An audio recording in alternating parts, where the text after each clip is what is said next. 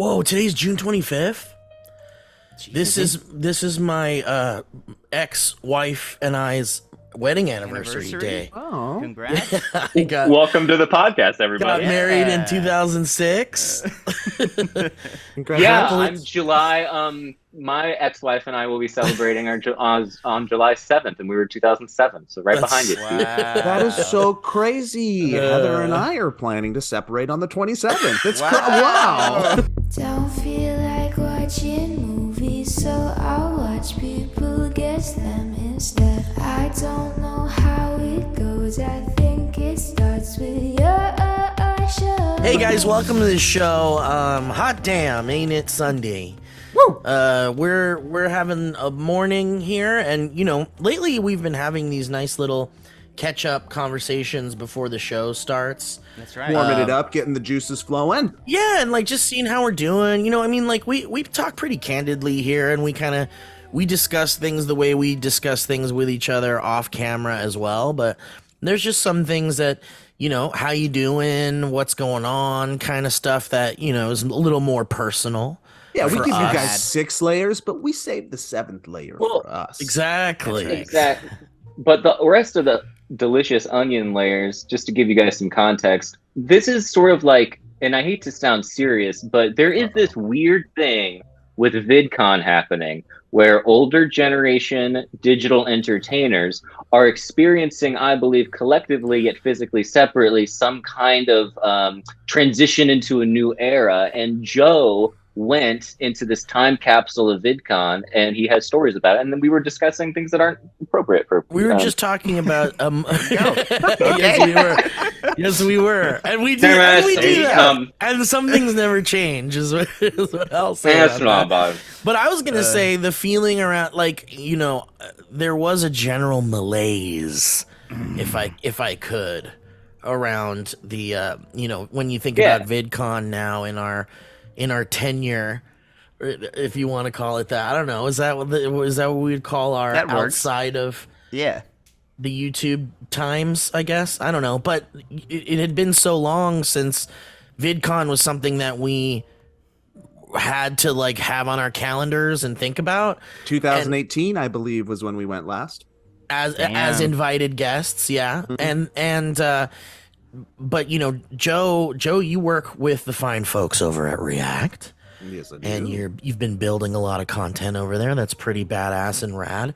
And they invited your guys' team over there, and you got to go experience VidCon in 2023. Three. What's that like, Joe Brett? And also, Kevin, what the fuck? What happened? I just realized the last time I was at VidCon was in 2018 when Valleyfolk was there, and that was when I went to the Valleyfolk panel as a fan, and pretty much found out I got the job on that. Oh, panel. yeah. Remember? I was in the audience. That just hit me. That was the last VidCon. Oh my god! Holy shit! We have been professionals since day one. We made you fill out the paperwork. That's sign right. The NDA. Business people applause first, every time. comedians second. Yeah. Damn, that's crazy. And also, Kevin, because Joe will jump into what your thoughts are on 2023 VidCon. Sure. But in our text thread together, Joe was kind of updating us on just the general vibes and what it was like and stuff while he was there. But Kevin shared with us several photos of the babiest faced version of you I have ever seen. With Trisha and Meg or something. Meg, yeah. God, dude. Yeah, that was interesting to see. I'm sure it was. It's still interesting for me to see. It's one of those cringe photos that I have now. But So question for you folk who did not attend VidCon, like this baller this year. Welcome back to the you folk. Did you find any part of you wishing that you could go? No.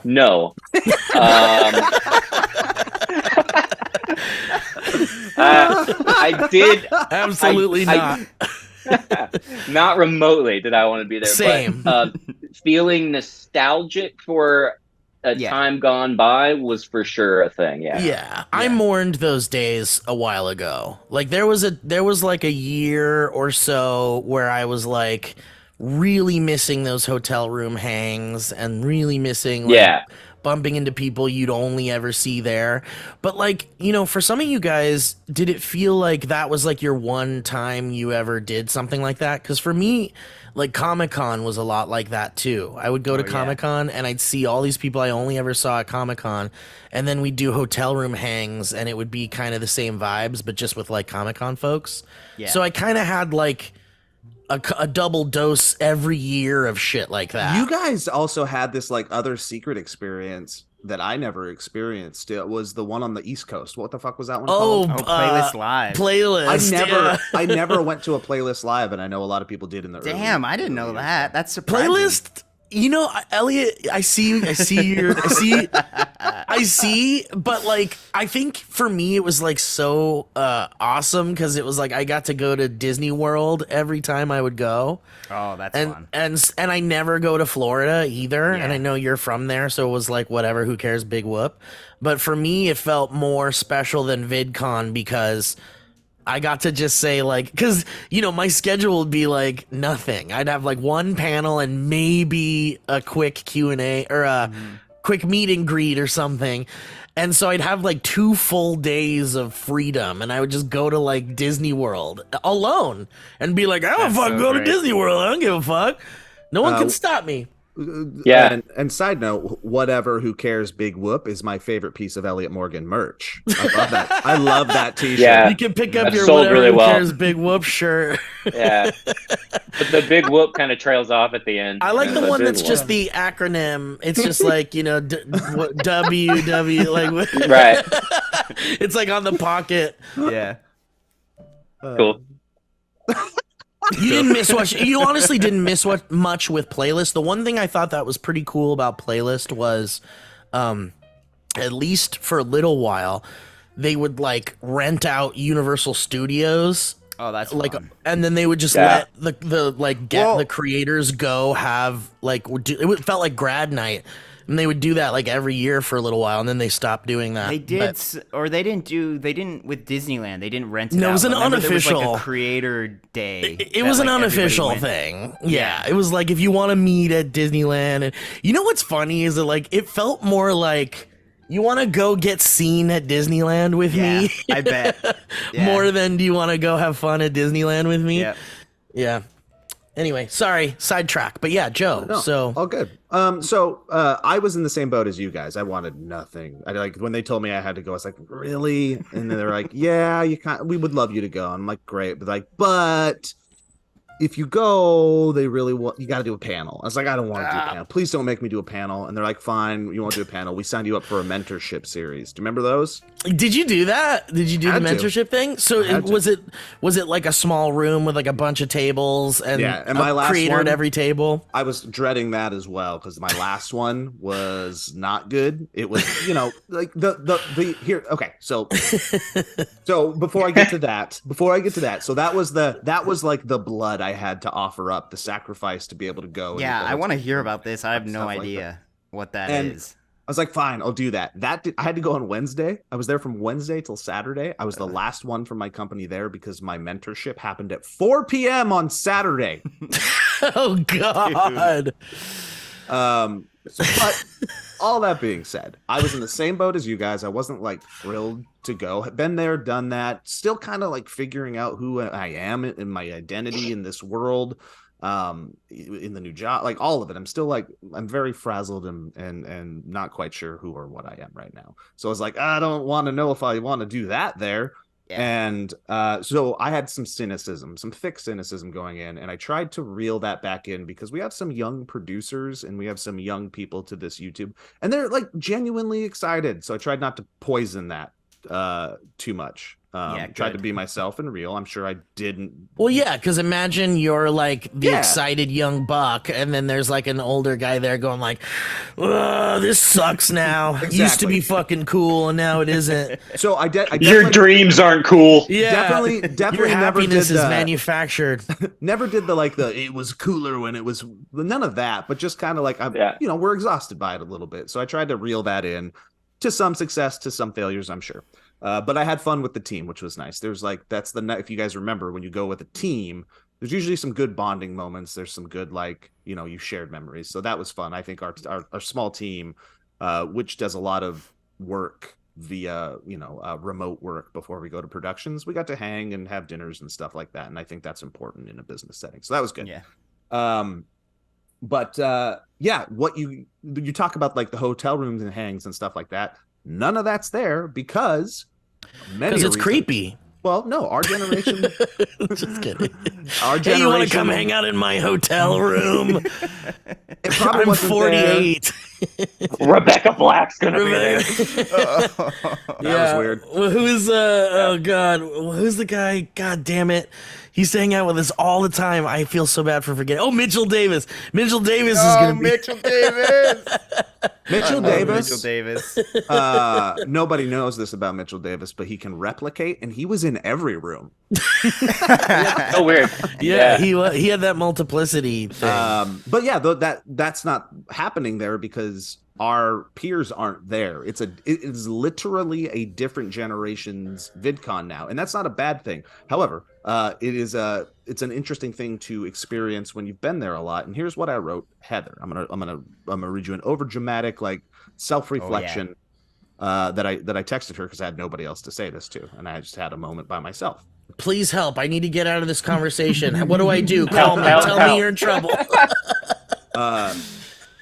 Excuse the poetic phrasing.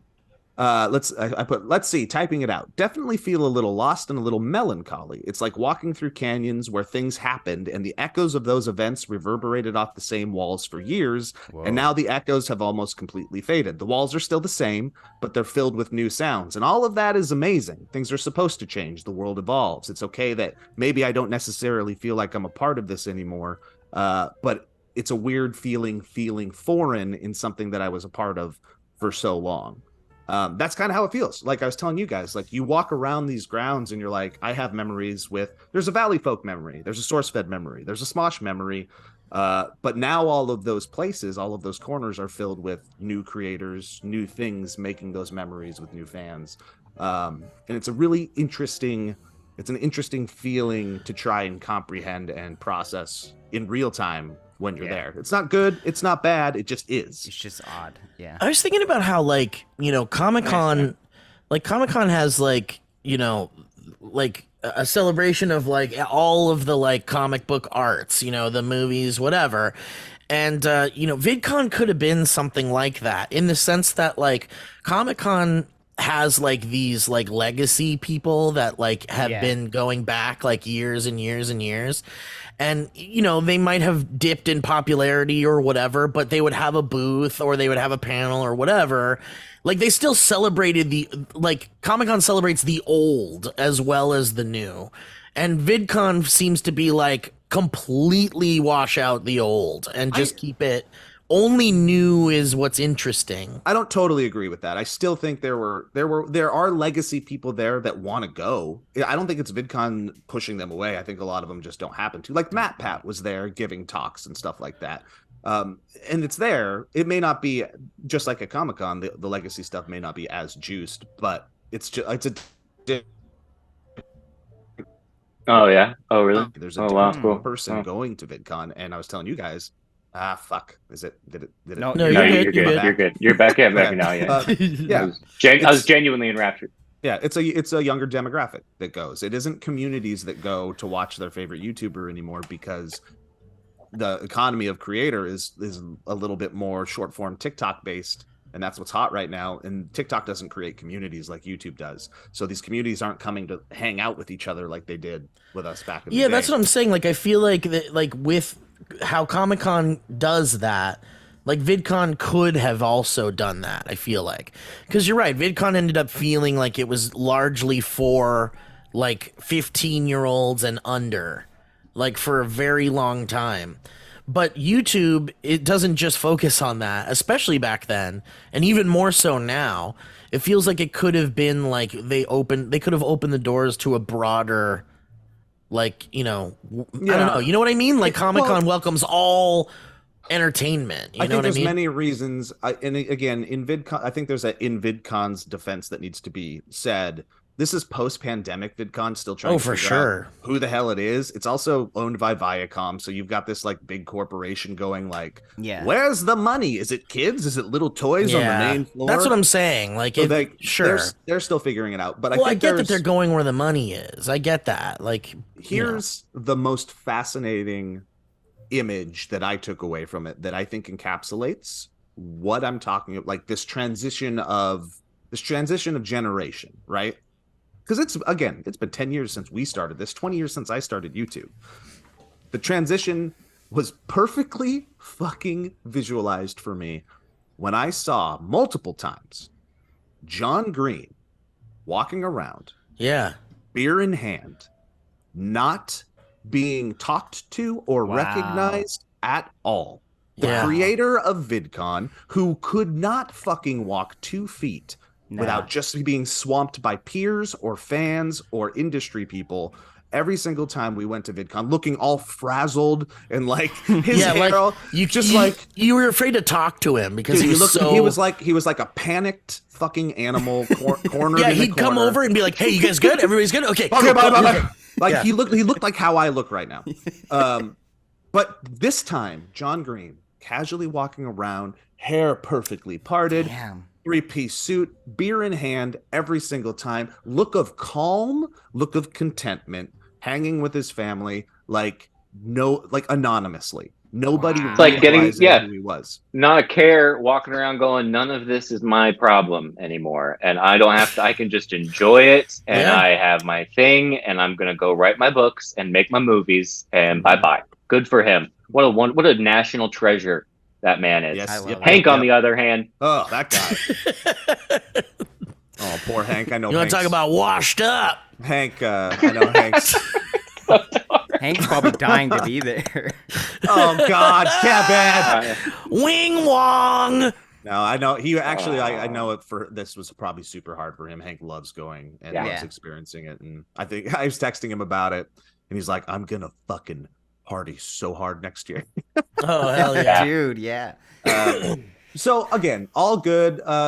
Positive images are things like I still like my heart is warmed when I see these young kids there for the first time, and their parents are riding side saddle with them, just like not knowing why they're there, but they're just like there for their kids, and seeing these bright-eyed kids get super excited to see people, seeing these like young creators. We love a chaperone. Yeah. Seeing young creators like hustling. Like a lot of them were like, they have their cards, they have their little trinkets and merch that they made, and they're just like, trying to get into the world, and there's no cynicism, and they just want to create, and they want to be the part of something that seems so much fun and bigger than them. And that stuff's all still cool. I still really, really like to see Very sweet. Yeah. Is that just an age thing that kills that, or is it an age thing combined with? No, I saw older folk as well that were just getting started and really interested in the world. But I don't think it's necessarily just age. I think it's just experience. After you do the rodeo a few times, the bull, it doesn't surprise you as much as it used to. You know what I mean? Yeah. So. Overall, pleasant. I did a mentorship, which is where you are shoved into a room with whoever shows up and wants to listen to you talk. And I was dreading that because the first time that I did it, did you guys ever do a mentor? Yep. I feel like maybe once. I did it once. Maybe. I did it once. And there was like Wait, four so people. You're There's on like a four stage. I don't people at the remember. table. No, it's like a table. You go into a room with like a bunch of tables, and there's like a creator sitting at a table with like up to like 10 other people sitting there. And those people get to have like an intimate discussion with you about And they ask you questions creator and shit. stuff? Yeah, they Depending ask you on- creator shit. You usually have like there's like a thesis statement of your time, and the thesis statement Yeah. for my time this time was working with talent, and I see. Okay. it was because a lot of people at Electric Monster, which is the company that owns React, had to do these, and they were like, they got super prepared. They had notes. Some of them had presentations. They're like, are they gonna have a tech for us? Are they gonna let us hook up? I'm like, you guys don't. You really don't know. You don't know, do you? And they're like, no. I'm like, no. don't. And then I was like, then Vidcon reaches out. Oh, my back. I'm back. You're back. Yeah, you And then pause Vidcon for reaches like, out. yeah, go ahead. Vidcon reaches out and is like, hey, just so you know, just introduce yourself, and then do a Q&A. That's it. Dude. So you sit in this room, you make it whatever you want to make it in the moment. So I sat with 5 people that came in, and I was dreading that. I think it's anxiety a little bit. I think it's also based off of my previous experience, which I'll talk about in a second. But this was really cute. I had 5 people come in, various ages. One was a father of a 16-year-old who was thinking about getting back into it after making shorts of movies back in college. And then that's cool. A musical theater major, and then I had a guy that just graduated from like UC Irvine who was getting into production, and we just had a really cool casual conversation. Nice. And it was less about me telling them things, and we just turned it into like talking about each other's experiences. That's good. That's really great, man. Like Did they know? Nice. Were they familiar with you beyond? I don't think any of them were familiar with me for anything. Yeah. Hard to Quite sneak honestly. that question in without sounding like the most pathetic dork ever. Yeah, sometimes they'll just be like, I want to talk to I just want to hear someone talk. Like, there's all those. Yeah. And then there's those panels too that are just like, we're talking about audience retention, or we're Yeah. talking I went about to those. I would go people to will those. just go. Yeah. Yep. It was refreshed. It was a good way to end it, again, for dreading it, because the last one that I did, the only memory that I have of it were 2 things. It was like, all these indoor kids don't know how to talk to me, and it was a really awkward hour. And then at the end of it, one of the indoor kids just stared at me the whole time. You could tell like he was upset. And then he wanted to say something. And then he finally said something, and he was like, "You have a channel with 45,000 subscribers, Joe Beretta, that channel, and you never post on it. Do you know how offensive that is? Do you know how much that upsets me?" And I was like, excuse me? What? But then I get it. It's like, if this is what they want. Yeah. And what they're striving for, and then I have that thing that they want, and I just throw it to the side. I'm like, I would have been like, you can have it. Do you want it? No, Do you want it? I Here's would the have said password. if that bothers you, I have 45,000 people who can slap that frown off your face right now. More than anyone here. Yeah. Yep. So that was the experience. It was nice catching up with peers from the past. I hung out with the Smosh world while they were going through their hype train, and that was nice to catch up with a lot of them. Did you hook up with anybody? Yeah, so many. Yeah. Actually, I saw that kid that yelled at me at my mentorship Yeah. 2 years back. Nice. Does he have legal age now? You guys made up. Kid president, no longer a kid. Oh, that's true. No longer president. So finally you had your Crazy, chance. Dude, Overall- you were at ground zero, man. Good for you. That's an I know. emotionally taxing thing for anybody to experience. So- The way you described with the echoes and that like poetic, the walls bouncing off, I know exactly what you mean. Like, I know what you're talking about, and that is such a indefinable, not necessarily bad experience. But just it's cool too, because I kind of like the idea of it being a closing of a chapter or a closing of a book, and being like, all right, what is the next thing? Which Well, I think we were exactly. talking about a little bit with the Smosh stuff, where it gets like, I'll have little strands of like, oh, this is exciting. I like this. I can go down this path. But it is the opening of possibilities is cool. It doesn't take away from the anxiety that it entails, I guess. Yeah. Mhm. Yeah. Trail. Yep. Overall, a fun, interesting experience. I saw Sarah Whittle, and good laughs Yay. hanging with her. And trying to think if there's any other final pieces. And there's really not. You know, I mean, you gave us a lot.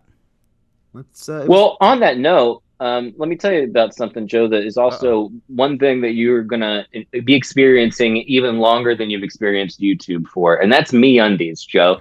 As you guys know, if you're listening to this podcast, we absolutely love MeUndies. Yeah, I'm wearing them right now. I bet we all are. They're absolutely soft. They last forever. They have They're the some best. cool patterns. Yeah, and MeUndies believes that comfort is more about what's touching your skin. It's about feeling comfortable in your skin. It's not about all of this outside hoo-ha, who you like, how many subscribers, you know. MeUndies have dozens of fun prints from donuts to superheroes and great colors from bolds to classics that match your unique style and help you feel your best. And MeUndies also has tons of other apparel, like insanely soft shorts, joggers, and hoodies that bring more fun to your laziest of days. So just when you're lounging, you can enjoy it a little bit. And I always enjoy doing it, and I heat my underwear before I put it on nowadays, and I highly recommend do that. Maybe you can do it like Kramer and Seinfeld and put it in a microwave first. Get matchy, comfy between you and your partner in crime with MeUndies. You can match underwear, hoodies, onesies, and more. There are even dog hoodies for the goodiest of pups. MeUndies also digs that you're working on your fitness, so they wanted to provide you with super soft active wear with your new Move Me collection, moisture wicking, quick dry and breathable, medium compression to provide support for all that stuff down there. Get more than just junk in your mailbox with the MeUndies membership. Get stuff for your junk. Choose a new pair of MeUndies socks or bralette each month to grow your collection. So to get 25% off your first order plus free standard shipping, visit MeUndies.com/Valley. Remember, if you're not satisfied, your purchase is on MeUndies. That's 25% of your first order at MeUndies.com/Valley. Go to MeUndies.com to get /Valley to get 25% off your first order. Thanks, guys. Two things. One, do it. They're awesome. Two, did you say moisture wicking? That's what he said. That's Is that a water witch?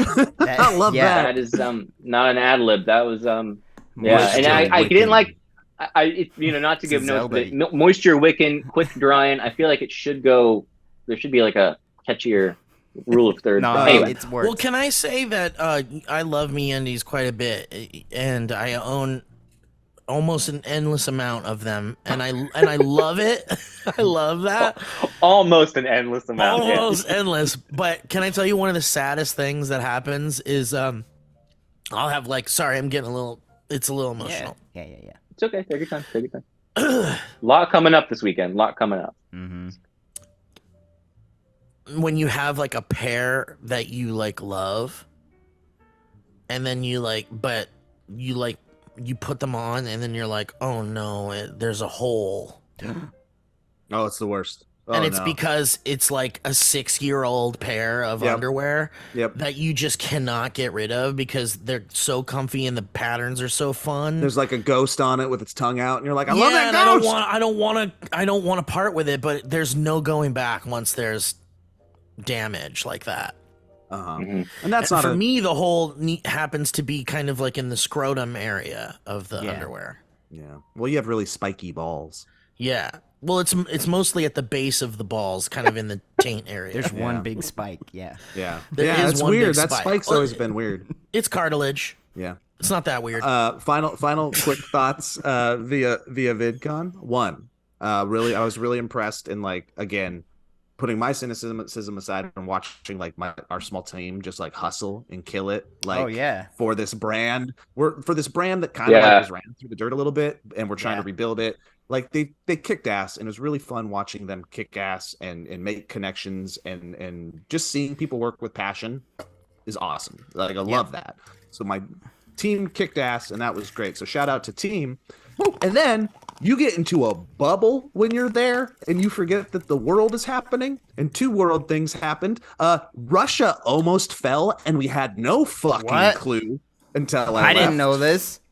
Dude, Russia almost fell this weekend. What the Would hell? you say almost fell? I'm still confused on what would that mean? You know, I saw the best comment on Reddit. Somebody said, it popped up on the Zelda subreddit, and it said, which of you shot a muddlebud flower at Russia? And muddlebud flowers are flowers that make the enemies attack one another. Yeah. And that's, as soon as I saw that, I was like, that's the closest I can get to understanding what's going on. The Wagner Group is a mercenary group that was created in Russia by a former hot dog stand guy that became Putin's personal chef back in the day. What the This is fuck? a movie. And then became an oligarch based off of that connection. And then this oligarch created this 25,000 person army that kind of started back when we were at SourceFed covering the Crimea shit. And this guy's just got power. He's a faction within Russia, and Putin makes all these factions, so nobody really has power, and they kind of hate each other. So Putin always has the power. He keeps people kind of separated. But anyways, this Wagner Group is a fucking human atrocity tank that goes to other countries and just fucking murders the fuck out of people. And they're really powerful. They're really good at what they do. Now they've been fighting against Ukraine, and publicly the leader of this has been really pissed off lately. And it's this fucking war with Ukraine is so fucking stupid, and he's been saying this more and more publicly. Then Putin was like, you know what?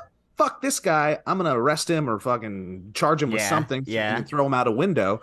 And this guy, and then they got we don't know. They're all bad people and they're all liars, so they don't know if Russia really bombed some Wagner Group soldiers, but the Wagner Group said that Russia did. Which again, the Wagner Group is Russian, by the way. Yeah. So he was like, "Fuck you! I'm storming Moscow." Holy and shit. his fucking army started making their way over, like with fucking efficiency. Were making their way over to Russia. They got like 100 miles away. They were about to fucking storm the city. Nothing was stopping them because Russia's army sucks, turns out. And they were almost there where everybody's like watching with pins and needles. Like, holy shit. Cool, Putin died, but also this guy's real bad. And then the Belarusian president, who was just put there by Putin anyways, gets on a phone call and like brokers a deal. It stops out of nowhere. The tanks stop forwarding. This Wagner Group guy is now going to be like an exile in Belarus. Okay. He's going to stop his advance. All the charges are dropped. All the army, all the charges against the army are supposedly dropped, and they'll probably just get like taken in by the Russian army now. And he'll go to Belarus as an exile. He'll probably eventually get poisoned or thrown out a window.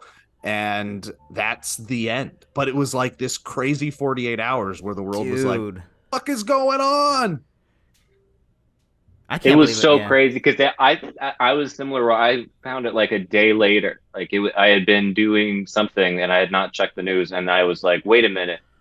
Because of the way everything comes in not the right order on the internet, it was like one article was like, they're about to take down Putin. Like this is about to be done. They're about to eat themselves. And then another article will be like, this is the funniest thing I've ever seen. And it was like, I was like, what's going on? I'm still confused, but that was a good summary, Joe. And plus we were distracted by the ocean, the happenings in the ocean with the Titan submarine. I have really enjoyed hearing about the news from other people lately because I have been off of Twitter and Instagram. Is it nice? It's so much nicer to hear you guys just tell me stuff, or like Ellie, than having to like read so much Twitter crap about it.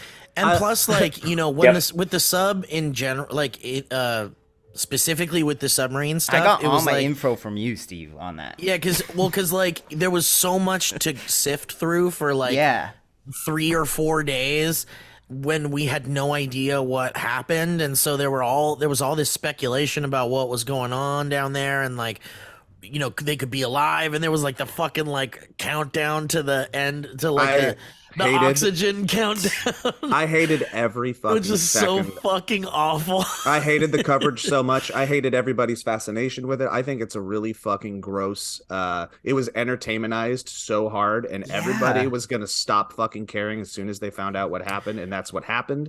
And I think it's so gross. I hate it. Well, I beg to differ, Joe. I didn't also care beg you even to when I didn't care even when I heard about it. For me, it was like, I think it was like, I didn't follow the like televised news cycle because that's always garbage trash. Where I was in like the fear of the depths of the ocean subreddits.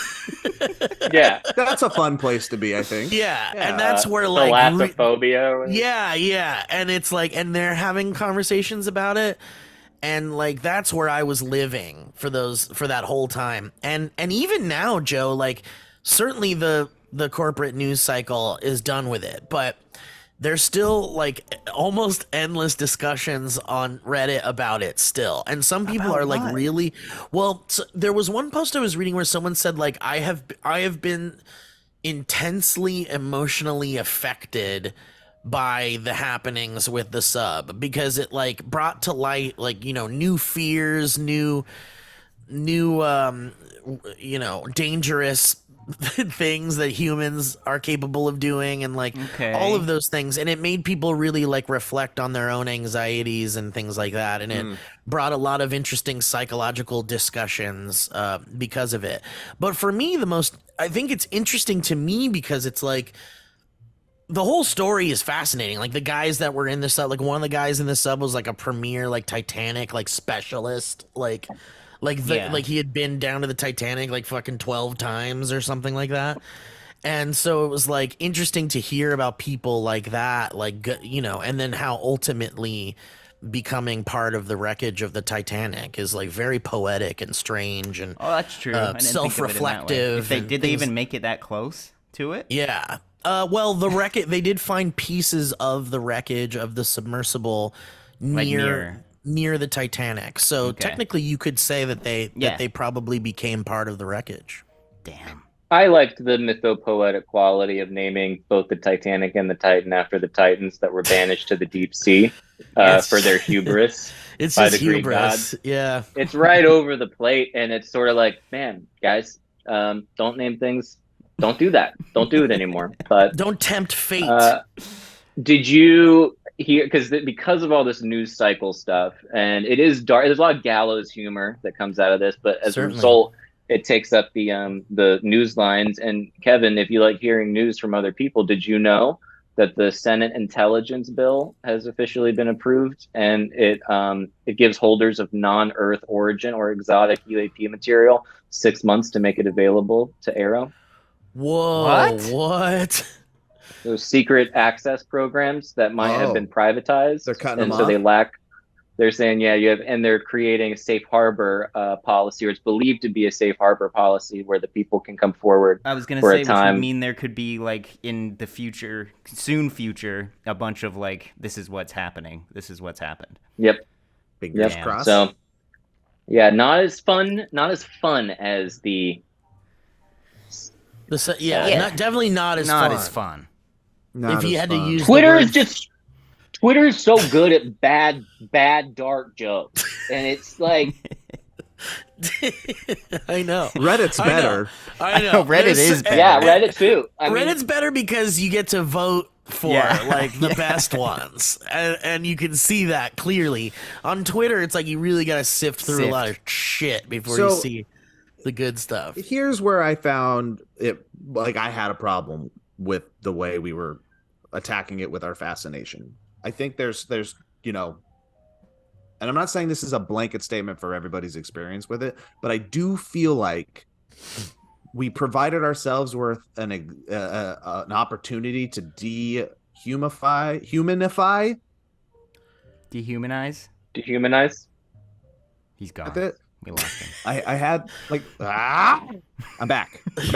Like I had to like stop my daughter for a second and be like, look, those are people on the sub, because she said something along the lines of like, I mean, they're just billionaires. And I was like, what the fuck does that mean?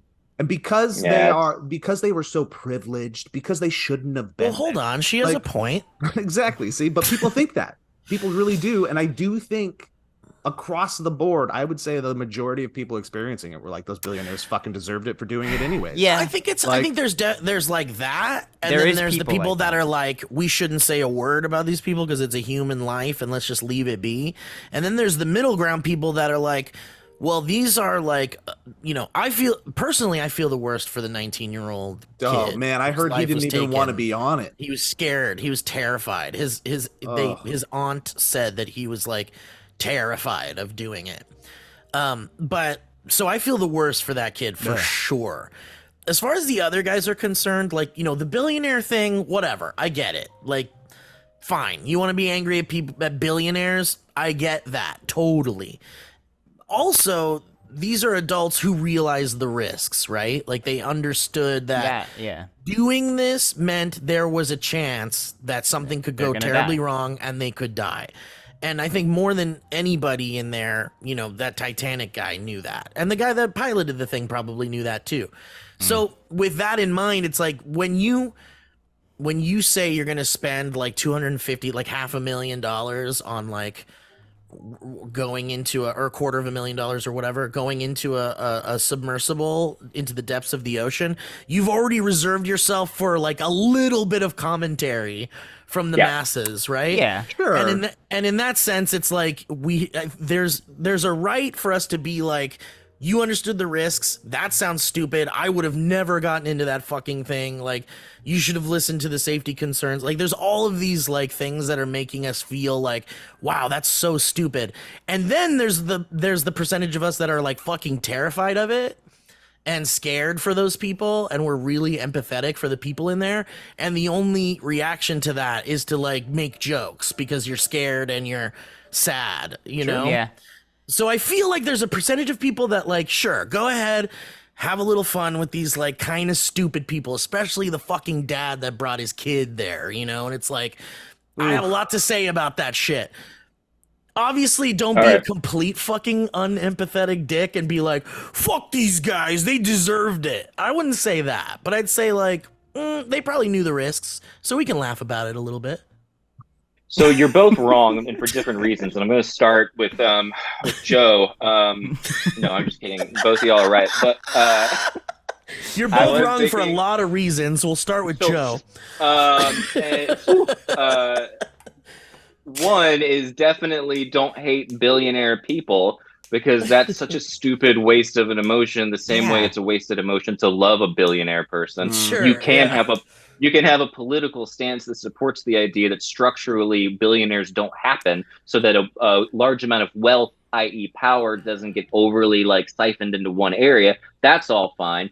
Then I agree with the humor part of you make fun of it a little bit. And I was thinking about this when you were talking, if you strip away everything, if you strip away the wealth and you strip away the fear of it, if you were like a hot air balloon / blimp fan, and you were like, I want to go up in the area in Germany where the Hindenburg crashed, and I'm going to go up in a hot air balloon called the Hinden, I think that would be also very stupid. And they were going down into the bottom of the ocean to see a shipwreck in a tiny version with a tinier name. Yeah. That's so dumb. Yeah. I also want to say that if anybody listening to this has $250,000 to just kind of throw away and they're looking on how to spend that, you can come for $250,000. You can come to my home and I'll put you in a VR game where you could go see the Titanic in and VR. walk around in it. And you could do that in the safety of my apartment. And I'll wrestle your Jimmy. And I'll yeah. Look, I am not speaking out against dark humor and jokes in these realms. It was just more of like a general coverage. No, it was. I agree, Joe. It I just agree. seems like it's what it's always been, though, and it will always continue to be that way. That's how the news cycle is. Well, It and turned also into people throwaway were entertainment. like, and also Yeah. there was like a boat with like refugees on it that like capsized, and there was like 700 people were like missing, or 500 people were And that missing. It didn't was get- happening at the same exact Yeah, time exactly. as the submersible Dude, thing, and nobody gave a shit. Yeah, it's crazy. Comments.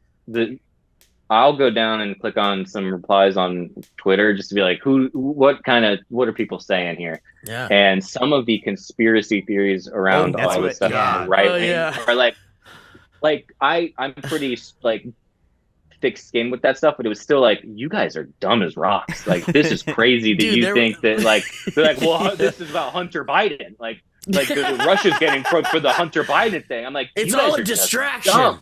Dude, Yeah. there was one, like those like super MAGA, where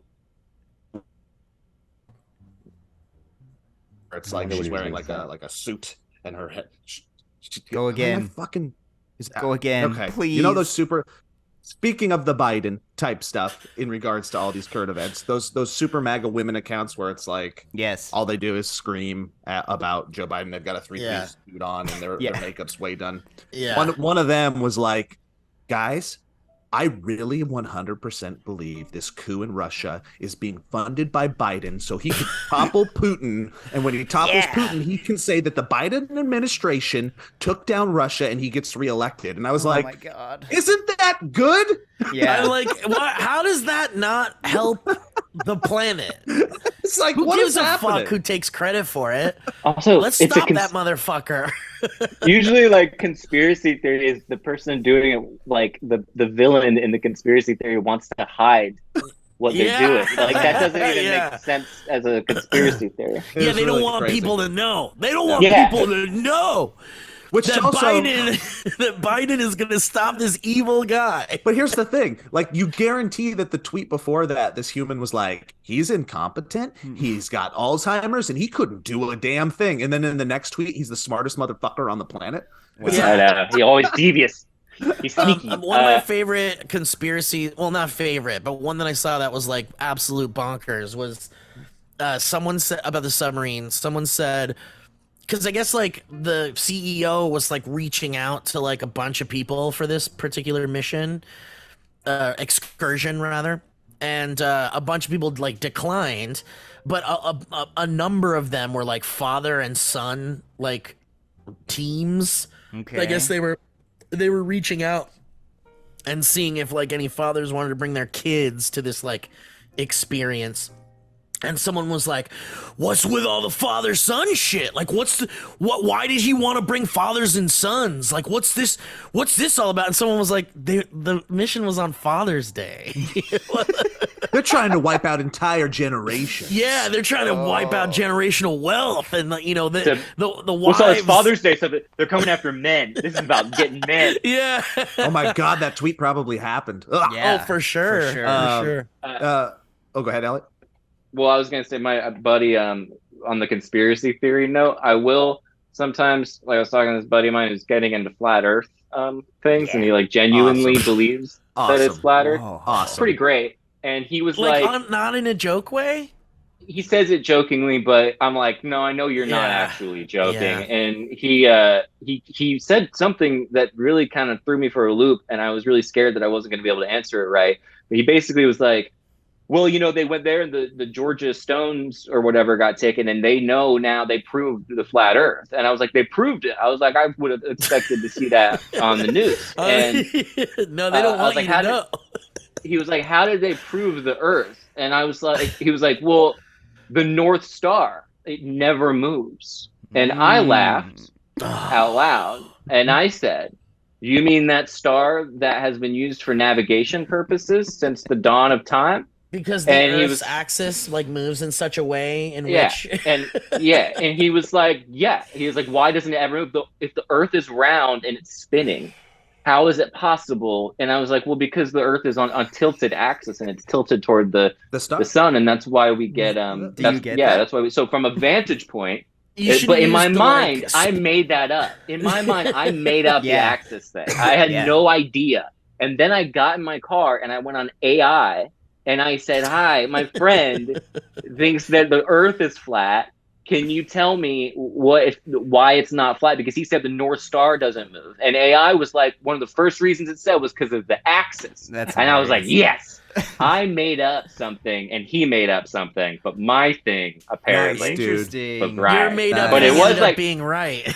There's a little part of my brain going like, why doesn't the North Star move? And then I was like, no, Elliot. It's like when you spin a basketball on your fingy, Yeah. right? And it's like, why aren't you like moving around the ball with your one fingers. fingy? You know, why aren't you? Like you can, you know, your fingy is the North Star, and if the Earth is spinning, you know. Anyway, That visual there's easy is ways to. Like, One more cool thing happened while I was At at VidCon? VidCon. Yeah, that I didn't get to experience, but it was still pretty cool. Remember our friends from Bring the Funny, Jeremy and Mallory? Oh, yeah. from, Oh, JK Studios. oh yeah. They were there? Oh, Oh, no, they weren't. So during the pandemic, I went up to Utah. Is it doing again? Okay. During the pandemic, I went up to Utah a couple times, and I got to shoot a movie with them. They did a pandemic movie. Ooh.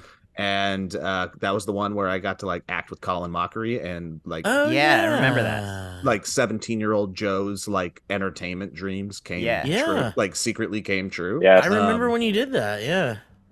Colin Mockery is the reason like I got into comedy at all in college or Yeah. cared about it. Whose Line Is It Anyways Really? was like a secret love Chef's kiss. of mine. I did, and in Montana there was no like outlet for arts or creativity or theater at the time. So I finally get to try it in college, and fast forward, here we are talking about it on this podcast. Like I tripped and fell into entertainment because of Colin Mockery and Ryan Stiles and how fucking brilliant I thought they were. Aw.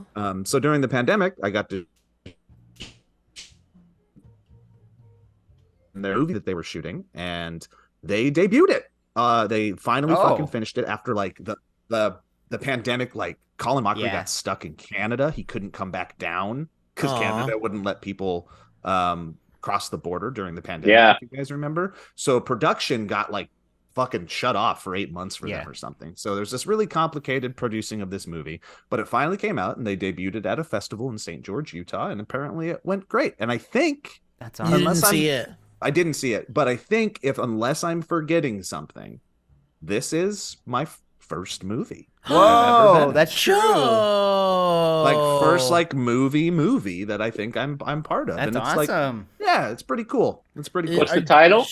Villains Inc. It's about a like the you know how like a supervillain has all his cronies? Yeah. Like his thugs.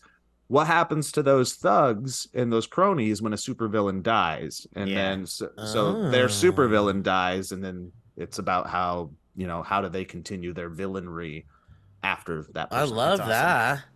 Yeah. Villains Inc. is what it's called. When do we get to Nice see title. it? Do you know? I don't know, but you know, I just was texting Jeremy and Mallory, and then I'm just like pumped for them and proud. Yeah. Like it's like That's really cool. cool. Jeremy's a really, really good guy, and I'm just like, I'm really happy. I for like him. Jeremy. Jeremy still will slide into my DMs and say a funny thing or two about something I posted.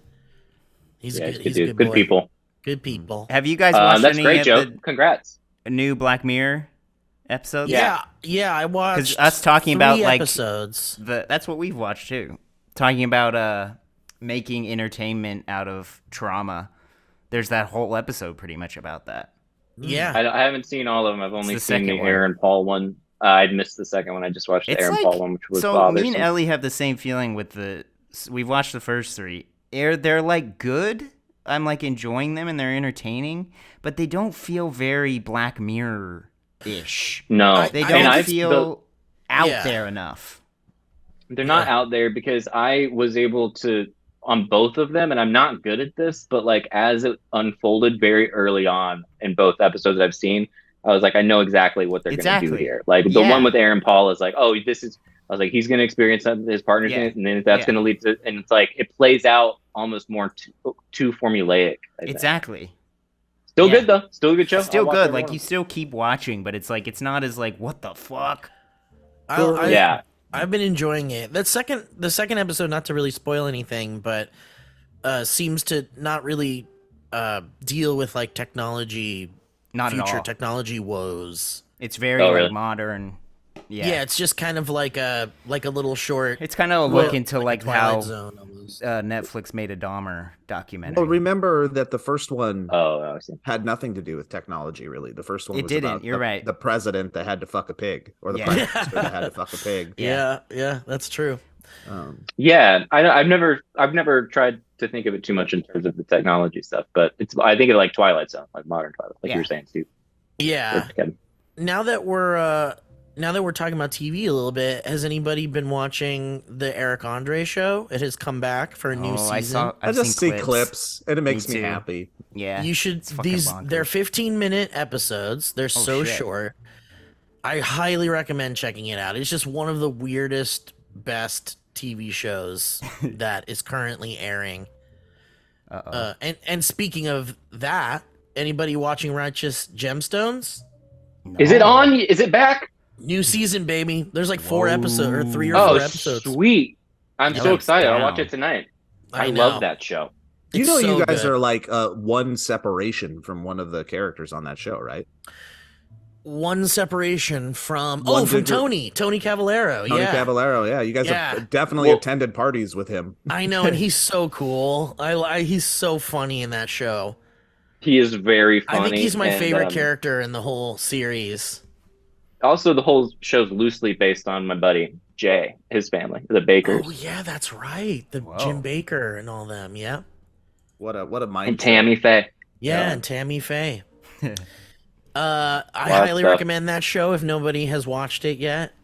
It's a very, very good show. I have I will not watched definitely watch. a second neither. of it. I should do it. It's should- so It's good. funnier. I'm glad you say that, Steve, because I don't recommend it very much, and I think it has its ups and downs. But the moments that are funny are just unbelievably funny. Yeah, And I know, like, growing up in a semi mega church environment, the jokes are pretty like spot on.